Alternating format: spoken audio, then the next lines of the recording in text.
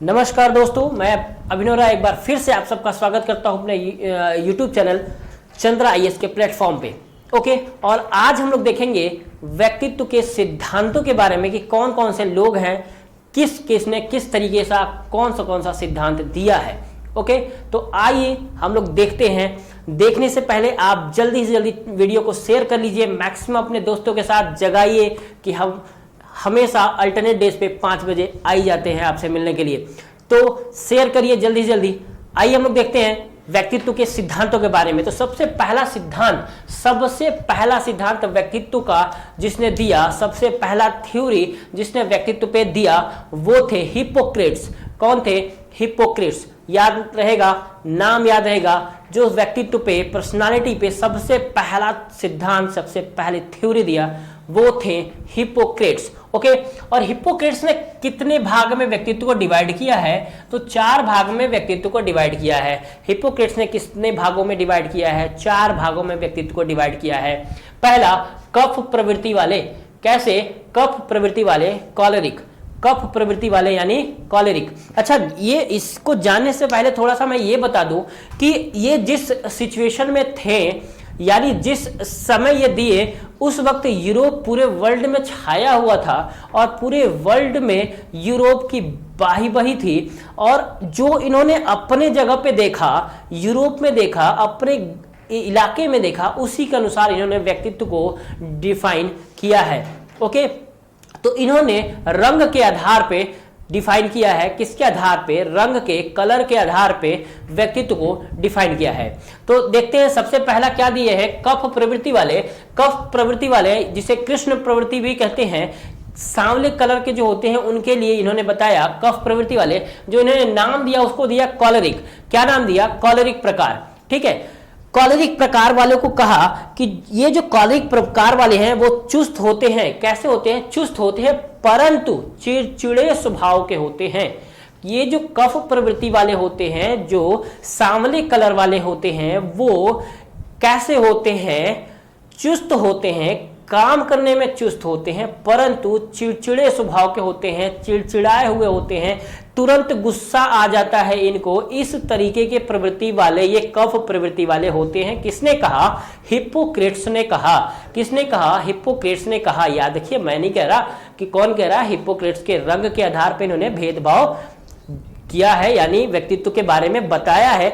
भेदभाव तो है ही, रंग के आधार पर हम भेदभाव नहीं कर सकते, इन्होंने किया है, लेकिन क्वेश्चन आता है इसलिए बताना जरूरी है। तो देखते हैं तो क्या है कफ प्रवृत्ति वाले। क्या कहे कि चिड़चिड़े स्वभाव के होते हैं। कैसे होते हैं? चिड़चिड़े स्वभाव के होते हैं। ओके, चिड़चिड़े स्वभाव के होते हैं, है ना। संवेगात्मक रूप से कैसे होते हैं? संवेगात्मक रूप से कमजोर होते हैं। संवेगात्मक रूप से कमजोर होते हैं, परंतु शारीरिक रूप से शक्तिशाली होते हैं। शारीरिक रूप से शक्तिशाली होते हैं।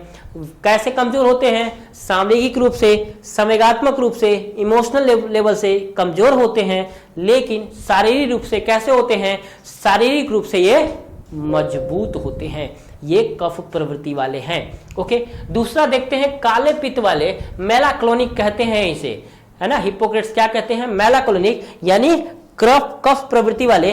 और ये बताते हैं कि जो काले रंग के होते हैं, काले कलर के होते हैं, जो काले रंग के होते हैं, ऐसे व्यक्ति निराशावादी, शक्तिहीन एवं दुखी होते। ठीक है, कैसे होते हैं? निराशावादी, शक्तिहीन एवं दुखी होते हैं। देखिए, ऐसा है नहीं एक्चुअली में। अगर हम थोड़ा सा अगर वेस्ट इंडीज की तरफ देख ले और कुछ ऐसे जो इक्वेटर के एरिया में रहते हैं, वहां पे बहुत ज्यादा गर्मी और बहुत ज्यादा जो बारिश होती है, ये वाला कंडीशन होता है, तो वहां पे थोड़े इसी टाइप के लोग पाए जाते हैं। तो कहीं से भी वो कहीं से कमजोर नहीं होते। सचिन तेंदुलकर और ब्रायन लारा को देख लीजिए, एक दूसरे की जोड़ी जो है वो कितनी अंतर है दोनों में, तो कहीं से भी ये कमजोर नहीं दिखेंगे, कहीं से भी ये कमजोर नहीं दिखेंगे। ये बस इनका थॉट है, क्योंकि ये यूरोप में थे और वहीं से ये सोच रहे थे अपने बारे में। ओके, तो ये चीजें हैं। तो काले पित्त वाले के बारे में क्या बताते हैं, ये निराशावादी होते हैं, दुखी होते हैं, संवेगात्मक और शारीरिक रूप से कमजोर होते हैं, संवेगात्मक और शारीरिक रूप से कमजोर होते हैं, क्योंकि ये जो थे वो दास प्रथा वाला सिचुएशन था और उस वक्त ये वाकई में बहुत ज्यादा कमजोर हुआ करते थे, दबा के रखा जाता था, पट्टा वट्टा बांध के रखा जाता था, मारा जाता था, पीटा जाता था, खाना नहीं दिया जाता था। तो इस सिचुएशन में वो क्या हो गए थे, थोड़े कमजोर हो गए थे। ओके, नेक्स्ट है पीले पित्त वाले। पीले पित्त वाले को कहते हैं फ्लैग्मेटिक। क्या कहते हैं, फ्लैग्मेटिक। और ये पीले पित्त वाले जो हैं वो फ्लैग्मेटिक टाइप के, इन्होंने हिप्पोक्रेट्स ने बताया, और ये बताते हैं कि ये संवेगात्मक और शारीरिक रूप से दोनों तरीके से सबल होते हैं। ठीक है, क्या कहते हैं, शारीरिक रूप से और संवेगात्मक रूप से सबल होते हैं, क्योंकि ये जितने भी पीले पित्त वाले हैं वो सब यूरोपियन हैं, सब के सब क्या हैं, यूरोपियन है। तो ये क्या है, शारीरिक रूप से और संवेगात्मक रूप से सबल होते हैं। तो नेक्स्ट है लाल रक्त वाले यानी अधिक रुधिर वाले, इसको कहते हैं सैंग्विनिक, यानी अधिक रुधिर वाले जो लाल रक्त वाले थे उनको कहते हैं कि ये जो है वो आनंद युक्त होते हैं। क्या होते हैं, आनंद युक्त होते हैं लेकिन सुस्त होते हैं, आनंद युक्त होते हैं लेकिन क्या होते हैं, सुस्त होते हैं, यानी खाया पिया और मौज किया ऐश किया वाला कंडीशन होता है यहाँ पे। ठीक, क्या है, चुस्त, बिल्कुल शारीरिक रूप से क्या होते हैं, चुस्त होते हैं। ठीक है, लेकिन देखिए चुस्त होने का मतलब, आनंद युक्त होने का मतलब, आनंद युक्त होते हैं लेकिन सुस्त होते हैं, यानी शारीरिक रूप से जो है वो कमजोर होते हैं, संवेगात्मक रूप से सबल होते हैं, संवेगात्मक रूप से सबल होते हैं, शारीरिक रूप से क्या होते हैं, कमजोर होते हैं, शारीरिक रूप से कमजोर होते हैं, संवेगात्मक रूप से बहुत मजबूत होते हैं। एज ए इंडियन हम लोग भी ऐसे ही में आते हैं, अधिक रुधिर वाले में, यानी हम खाए पिए और सोए वाला कंडीशन रहता है लेकिन संवेगात्मक रूप से बहुत मजबूत होते हैं। दिमाग से कह दो कोरोना कुछ नहीं है, बिल्कुल बिंदास घूमते हैं हम लोग। ठीक, शारीरिक रूप से इतने कमजोर है कि अगर जिस दिन दबा दिया उस दिन समझ में आ जाता है कि शरीर की हालत खराब हो गई है। तो ये जो कंडीशन है वो होता है क्या, इंडियंस की तरह से अधिक रुधिर वाले। तो ये किसका था, हिप्पोक्रेट्स का था। हिप्पोक्रेट्स के अनुसार कितने थे, 4 कफ प्रवृत्ति वाले, काले पित्त वाले, पीले पित्त वाले और लाल रक्त या अधिक रुधिर वाले। तो ये हिप्पोक्रेट्स के अनुसार था। नोट डाउन कर लीजिएगा आप लोग, साथ साथ में करते रहिए। नेक्स्ट है क्रेस्मर के अनुसार। नेक्स्ट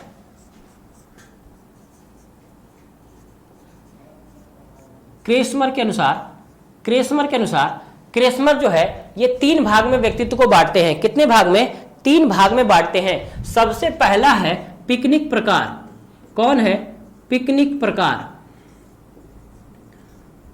पिकनिक प्रकार। ठीक है, गोलकाय कहते हैं जिसे।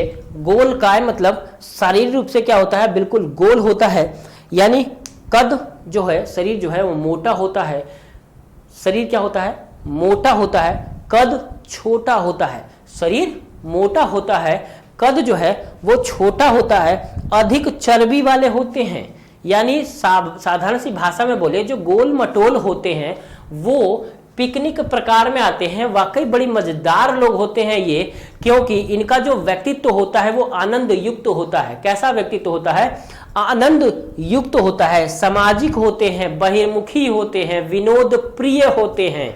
कैसा व्यक्तित्व होता है, सामाजिक होते हैं, बहिर्मुखी होते हैं, विनोद प्रिय होते हैं। ओके, विनोद प्रिय होते हैं, आराम तलब होते हैं। क्या होते हैं भाई, खा खा के आराम करके ही तो शरीर बनाए हैं, तो आराम तलब होते हैं, बहिर्मुखी हैं, इसलिए लोकप्रिय भी होते हैं। क्या होते हैं, लोकप्रिय भी होते हैं। ओके, तो ये क्या है, ये है इनका पिकनिक प्रकार। दूसरा है एथलीट प्रकार। दूसरा क्या है, एथलीट प्रकार। ठीक है, एथलीट प्रकार, ये कैसा प्रकार है, एथलीट प्रकार यानी सुडोलकाय। क्या है, सुडोलकाय। ठीक है, सुडोलकाय यानी ये खिलाड़ी प्रवृत्ति वाले होते हैं। कैसे होते हैं, खिलाड़ी प्रवृत्ति वाले, सशक्त अस्थि पंजर, मजबूत शरीर। ठीक है, मजबूत शरीर, सीना उभरा हुआ, बिल्कुल एकदम सीना चौड़ा होता है। ठीक है, मांसपेशियां मजबूत होती हैं। ऐसा जो शरीर है वो होता है एथलीट प्रकार का। कैसा व्यक्तित्व होता है इनका, इनका व्यक्तित्व होता है सुखी, दृढ़ निश्चयी, आशावादी। ठीक है, सुखी, दृढ़ निश्चयी, आशावादी, चुस्ती एवं फुर्तीलापन। ठीक है, चुस्त एवं फुर्तीलापन, आशावादी भी होते हैं। ये ऐसे जो समायोजित करने वाले गुण होते हैं, इनका व्यक्तित्व जो है वो इसी प्रकार का होता है। किसने कहा था? क्रेस्मर ने। किसने कहा था? क्रेस्मर ने। ओके, नेक्स्ट जो लास्ट है वो है एस्थेनिक प्रकार। कौन है? एस्थेनिक प्रकार।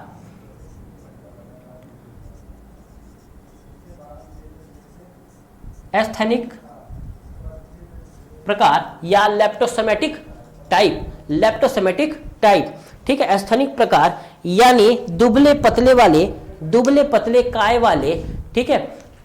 काय मतलब शरीर वाले, तो दुबले पतले शरीर वाले, बिल्कुल सीना जो है बिल्कुल नहीं होता, ठीक है। पेट पीठ से लगा होता है, बिल्कुल पतले दुबले होते हैं कि आंधी आए उनको पकड़ के रोकना पड़ता है, भैया रहो उड़ ना जाना। ऐसे जो बच्चे होते हैं इनको कहते हैं एस्थेनिक प्रकार, यानी बिल्कुल दुबले पतले वाले लोगों को, दुबले पतले वाले बच्चे को कहते हैं एस्थेनिक प्रकार। क्या कहते हैं? एस्थेनिक प्रकार। कैसे होते हैं ये होते हैं शर्मीले। कैसे होते हैं? ये होते हैं शर्मीले, एकांत प्रिय। कैसे होते हैं? शर्मीले होते हैं, एकांत प्रिय होते हैं, निराशावादी होते हैं, सामाजिक रूप से असमायोजित होते हैं, सामाजिक रूप से असमायोजित होते हैं, निराशावादी होते हैं ये। तो इसलिए इनको क्या कहते हैं? एस्थेनिक प्रकार। क्या कहते हैं? एस्थेनिक प्रकार। निराशावादी, सामाजिक रूप से असमायोजित होते हैं ये। ओके, नेक्स्ट देखते हैं हम लोग सेल्डन के अनुसार। किसके अनुसार? सेल्डन, ठीक है। सेल्डन के अनुसार कितने प्रकार के होते हैं? सेल्डन के अनुसार भी 3 प्रकार के होते हैं। सेल्डन के अनुसार भी 3 प्रकार के होते हैं। सेल्डन के अनुसार कितने प्रकार? 3 प्रकार के। पहला होता है एंडोमार्फिक, एंडोमार्फिक, ठीक है। दूसरा क्या होता है? एंडोमार्फिक। दूसरा क्या होता है? मिसोमार्फिक। क्या होता है? मिसोमार्फिक।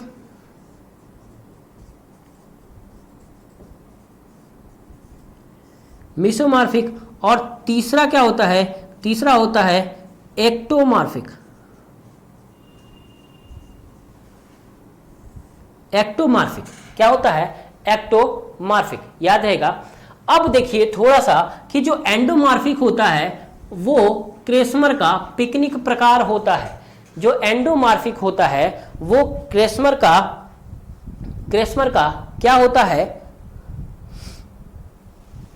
पिकनिक प्रकार। जो मिसोमार्फिक होता है वो क्रेस्मर का एथलीट प्रकार।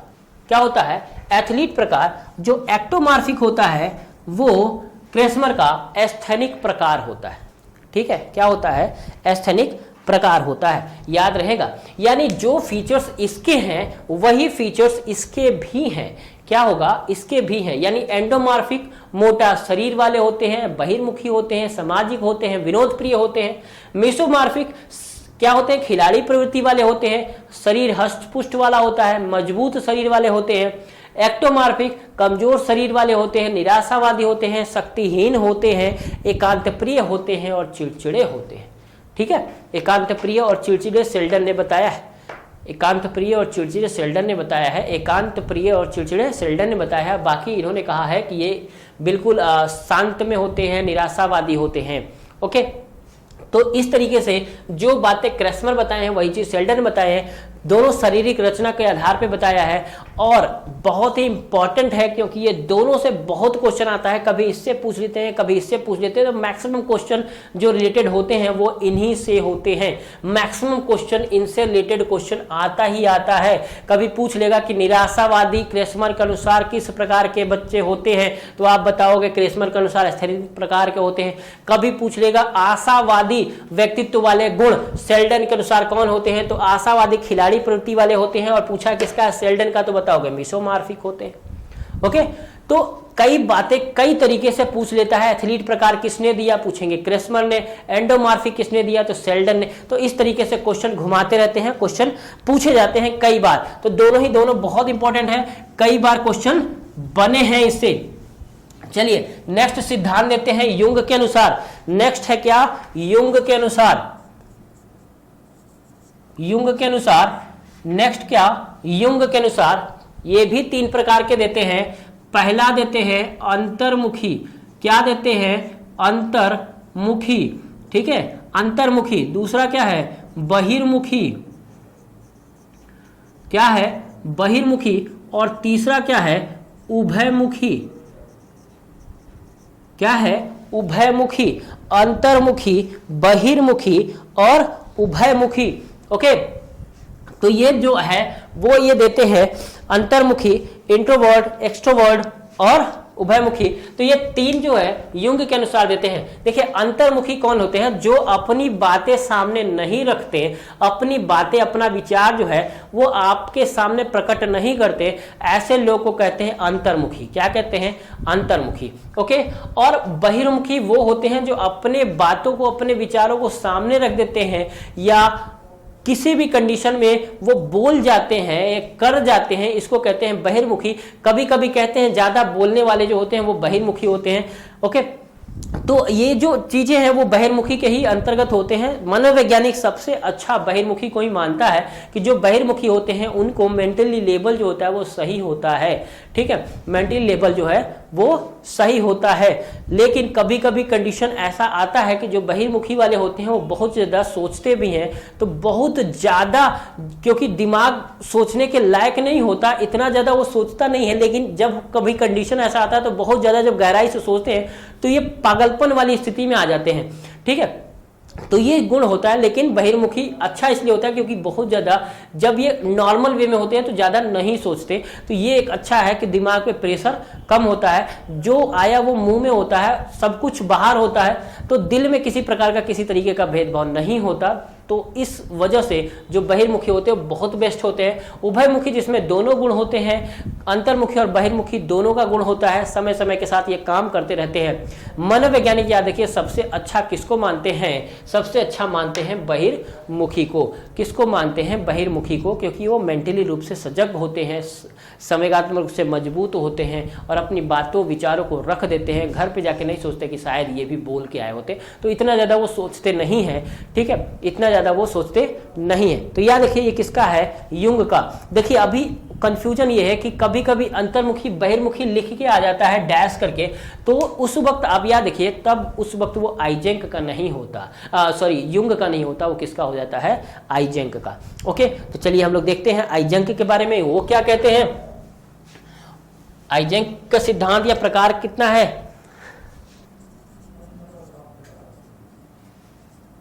आइजेंक के अनुसार, आइजेंक ने भी 3 बताया है। क्या, पहला अंतर्मुखी, बहिर्मुखी, अंतर्मुखी बहिर्मुखी, और ये कहते हैं कि अंतर्मुखी बहिर्मुखी बाहरी चीज नहीं है, ये बाइपोलर है। क्या है, बाइपोलर है, ठीक है, ये एक में नहीं पाया जा सकता, ये अलग अलग है, ये बाइपोलर कॉन्सेप्ट है। क्या है, बाइपोलर कॉन्सेप्ट है। दूसरा दिया स्नायु विकृति,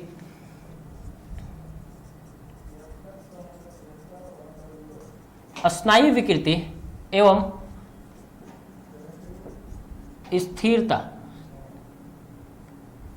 स्नायु विकृति एवं स्थिरता। यानी स्नायु विकृति का मतलब होता है कि इस तरह के व्यक्तित्व जो होते हैं उनमें सामयिक नियंत्रण कम होता है, ठीक है। स्नायु विकृति वाले लोगों में सामयिक नियंत्रण जो होता है वो कम होता है। ये दूसरों की बातों को बहुत आसानी से ग्रहण कर लेते हैं, दूसरे जो बोलते हैं उसको बहुत ही आसानी से समझ लेते हैं, और जो कहते हैं सामने वाले उसको हम मान लेते हैं कि चलिए आप ही अच्छे हैं, हम थोड़े गलत हैं, हो सकता है हमने गलत किया होगा। तो ऐसे जो लोग होते हैं वो स्नायु विकृति वाले लोग कहलाते हैं। ओके, क्या कहलाते हैं, स्नायु विकृति वाले लोग कहलाते हैं। दूसरों की भाव को, दूसरे के बताए गए विचारों को वो आंख बंद करके विश्वास कर लेते हैं, स्नायु विकृति वाले लोग, ठीक है। देखिए ये क्रिटिकल पोजीशन पे जा सकता है कभी कभी, बीमारी नहीं है, याद रखिए ये बीमारी नहीं है, लेकिन ये ऐसे होते हैं कि धीरे धीरे धीरे धीरे इनके जैसे जैसे ये बड़े होंगे, यानी ऐसा बच्चा जब ये धीरे धीरे बड़ा होगा तो एक समय ऐसा आएगा कि ये अपने दिमाग से कुछ भी नहीं कर पाएगा, ठीक है, कुछ भी नहीं कर पाएगा। वो हमेशा सोचेगा कि कोई बता दे कि करना क्या है, वरना ऐसे कुछ नहीं कर पाएगा। तो इस तरीके से वो धीरे धीरे कमजोर हो जाएगा मेंटली रूप से, और कहीं पे भी अगर ऐसा हुआ तो ये कहते हैं ना कि बड़ा सिधवा है, कुछ नहीं कर पाता, तो इस वाला कंडीशन में आ जाएगा वो बच्चा, ठीक है। तो ऐसे हमें नहीं रहने देना है। अगर बच्चे में ऐसा कॉन्सेप्ट आ रहा है, यानी वो दूसरे की बातों को आसानी से ग्रहण कर लेता है, यानी जो भी कुछ कहा जाए वो तुरंत हाँ हाँ बिल्कुल हम यही करेंगे, आपने जो कहा हम वही करेंगे, ऐसा जो कंडीशन है वो कहीं ना कहीं डेंजर है एक बच्चे के लिए, क्योंकि भविष्य में वो बच्चा किसी भी बातों को स्वीकार कर लेगा।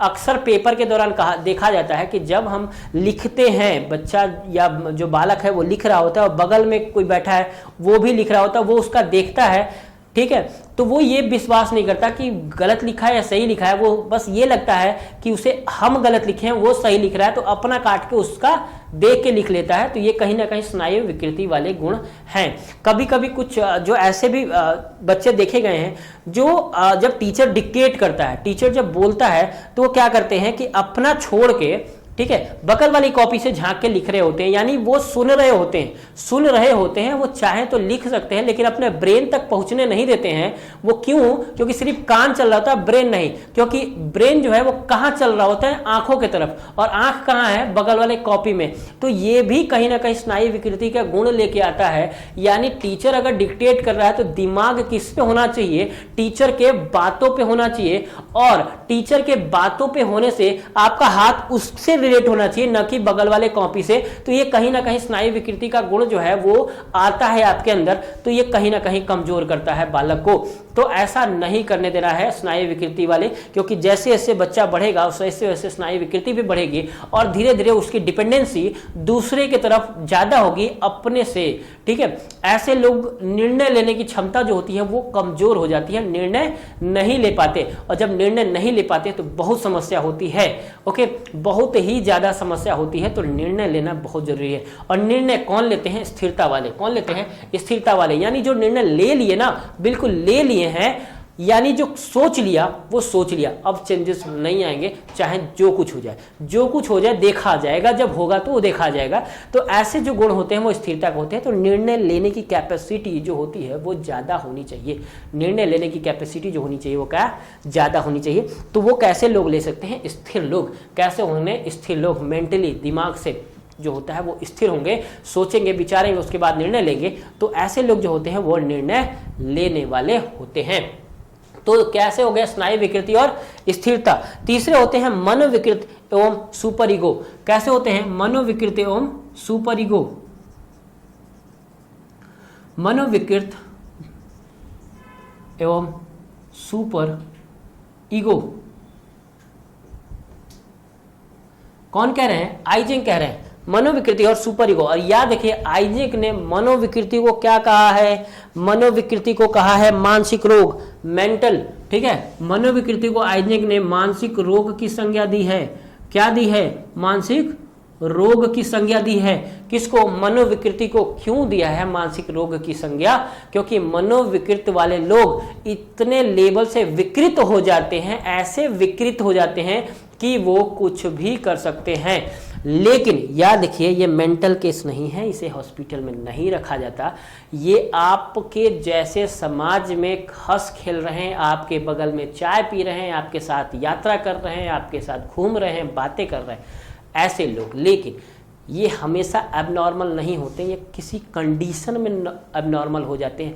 कभी कोई आके चिढ़ा गया या कोई ऐसी बातें बोल के जो उसे बर्दाश्त नहीं होता तो परिचित मूवी बना जाएगा, ठीक है। ये होते हैं क्या? मनोविकृत। परिचित मूवी देखे होंगे, सब लोग देखे होंगे। तो ये मनोविकृति वाले गुण हैं, ठीक है। मनोविकृत हैं ये कि किसी लेवल में आके ये विचलित हो जाते हैं, ये परेशान हो जाते हैं और कुछ ऐसा कर जाते हैं जो ये नहीं करना चाहिए। तो ये होता है। आखिर इसकी पहचान क्या है? पहचान है क्षीण एकाग्रता। क्या होती है? क्षीण एकाग्रता। यानी आप एकाग्र नहीं रखते, आप अपने आप को एकाग्र नहीं कर पाते, धैर्य नहीं होता आपके अंदर, ठीक है।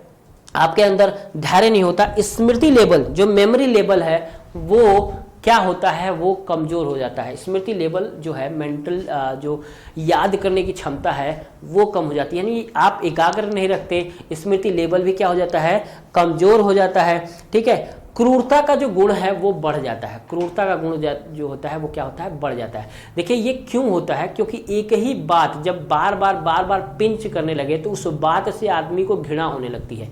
ठीक है, क्या होने लगती है, घृणा होने लगती है। ये एक मनोविकृति है। आइजैक ने क्लियर कट के बताया है, बहुतों ने रिसर्च किया इस बात पे कि आखिर मनोविकृति कैसे हो जाता है। तो इसकी यही चीज है, ज्यादातर जो देखा गया वो यही कि एक ही बात जब बार बार पिंच किया जाता है चीजों को, तो आदमी 2 बार 4 बार 10 बार 20 बार आदमी इग्नोर करता है, लेकिन धीरे धीरे वो उससे चिढ़ने लगता है, उस बातों से चिढ़ने लगता है, फिर गुस्सा आता है। और ये जो गुस्सा है धीरे धीरे बढ़ता जाता है और एक लेवल आता है ऐसा जहां पे वो मनोविकृत हो जाता है। और मनोविकृत होने के बाद कोई भी अगर उसी बात को दोहरा दे तो वो लेवल पार कर चुका है, वो क्या कर जाएगा शायद ये बात उसको भी नहीं पता कि वो क्या कर जाएगा। ओके, तो ये हो जाता है क्या, मनोविकृत का गुण। क्या हो जाता है, मनोविकृत का गुण। यानी यहाँ पे वो मनोविकृत हो जाएगा, क्या कर जाएगा ये नहीं हो सकता। इसीलिए ध्यान रखिए कि अगर आपके आसपास कोई ऐसा है जो किसी एक बात से चिढ़ा हुआ है तो वो उसी बात को रिपीटेड ना करे। ओके, कब लेवल पार कर जाएगा कोई भरोसा नहीं है। खासकर बच्चों को चिढ़ाते बहुत है, स्कूल में भी बहुत लोग चिढ़ाते हैं, तो वो कुछ समय के लिए चिढ़ता है, रोता है, चिल्लाता है, लेकिन हो सकता है कोई ऐसा समय आ जाए जब वो उस कंडीशन को पार कर जाए, बॉर्डर लाइन को पार कर जाए, तो वही बच्चे ऐसे होते हैं जो कभी किसी के साथ कांड कर जाते हैं। तो ये मनोविकृत वाले जो होते हैं वो डेंजर होते हैं। किसके अनुसार, आइजैक के अनुसार इसे मानसिक रोग की संज्ञा दी गई है। दूसरी है सुपर ईगो, ये सब बाइपोलर कहा है। ठीक है, दूसरा क्या है, सुपर ईगो। और सुपर ईगो क्या होता है, आपकी नैतिकता बढ़ाता है, और जो नैतिक है वो अच्छा है, जो नैतिक है वो क्या है, अच्छा है। तो सुपर ईगो क्या है, आपके मेंटल लेवल को अच्छा करता है। लेकिन कभी कभी सुपर ईगो भी डेंजर हो जाता है। किसके अनुसार, फ्रायड के अनुसार इसकी दुश्चिंता कहते हैं, एंजाइटी कहते हैं। सुपर ईगो को लेके बहुत ज़्यादा जब एंजाइटी होता है कि हाँ ये लोग क्या कहेंगे, ये क्या कहेंगे, वो क्या कहेंगे, इसके लिए हम इतना परेशान हो जाते हैं कि हम कहीं ना कहीं अपने आप को ही खो देते हैं। ओके, तो ये चीज़ है। तो बहुत ज़्यादा टेंशन नहीं लेना है, हमें बढ़िया से जीना है, रहना है। तो ये किसके अनुसार था, आइजैक के अनुसार। ओके, नेक्स्ट हम लोग कल के वीडियो में देखते हैं। ओके, नेक्स्ट जो बचा है उसको हम कब देखते हैं, कल के वीडियो में देखते हैं। ओके, आज के लिए इतना ही, धन्यवाद।